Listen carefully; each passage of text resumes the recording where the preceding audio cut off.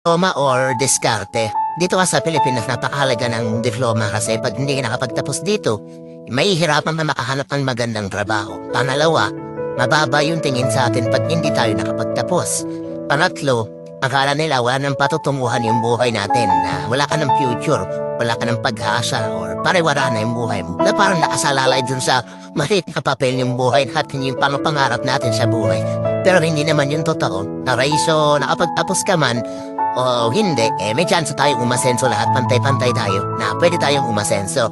Kung nakapagtapos ka, advantage mo yan. Pero marami nakapagtapos na minimum lang po yung sensahod. And alam naman po natin na sa panahon ngayon na hindi ho sapat yung minimum kahit po nakapagtapos ka.